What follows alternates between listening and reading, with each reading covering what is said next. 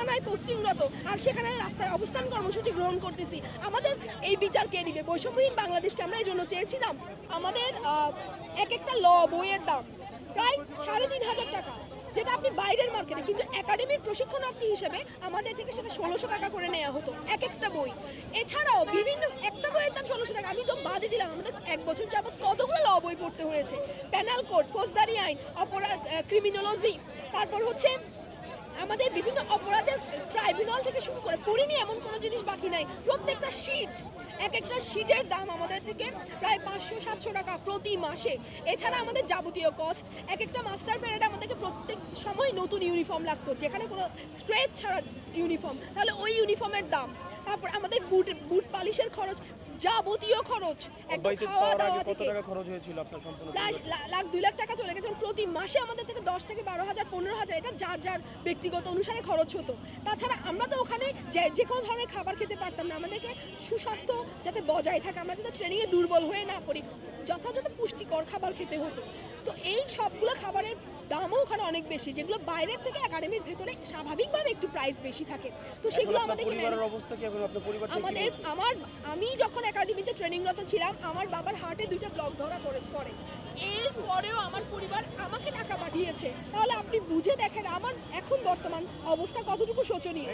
আর বাংলাদেশের পরিপ্রেক্ষিতে একটা 27-28 বছরের মেয়ের অবস্থানটা কোথায় হতে পারে সেটা নিশ্চয়ই আপনাদের আর বলে বোঝাতে আমার অপেক্ষা রাখে না। আমার আজকে ট্রেনিং করে বাবা মাকে চালান, আমি বাড়ির বড় মেয়ে, আমার কোনো ভাই নাই, আমি বাড়ির আমার পরিবারের পুরো ফ্যামিলিতেই বড় মেয়ে। আমার কাকা যেটা সবার মধ্যে আমি বড় সন্তান। তাহলে আমি আমার পরিবারকে এখন কোনোভাবেই সাপোর্ট দিতে পারছি না। আর উল্টা আমার পরিবারের কাছে আমি বোঝা, আমার সমাজের কাছে বোঝা, আমার দেশের কাছে আমি এখন একটা বোঝা ছাড়া কিছুই না। 1 বছর সরকার আমাকে টাকা দিয়ে ট্রেনিং করিয়েছে, আমার পিছনে সরকার ইনভেস্ট করেছে, তাহলে সরকারের পুরো ইনভেস্টমেন্টটাই লস। প্রতি মাসে কত টাকা করে দিত আপনার পরিবার থেকে?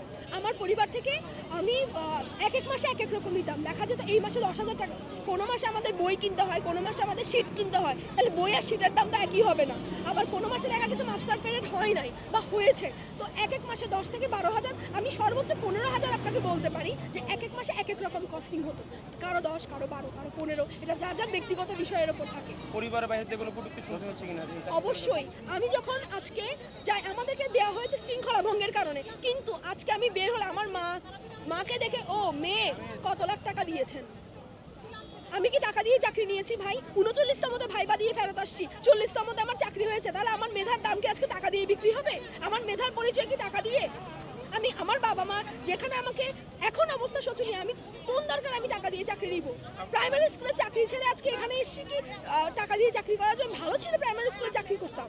সরকারি চাকরি ছেড়ে আজকে এখানে সবাই দাঁড়িয়ে আছে, কেউ ব্যাংক থেকে ছেড়ে এসেছে, কেউ সরকারি অন্যান্য জব থেকে এসেছে। দুইটা সরকারি চাকরি চলে যাওয়ার মানে সরকার কি বুঝতে পারে? বাংলাদেশে সবাই চায় একটা সরকারি চাকরি হবে, নিশ্চিত ভবিষ্যৎ হবে। আজকে সুনিশ্চিত ভবিষ্যৎ ছাড়া আমরা অনিশ্চয়তার রাস্তায় দাঁড়ায় আছি।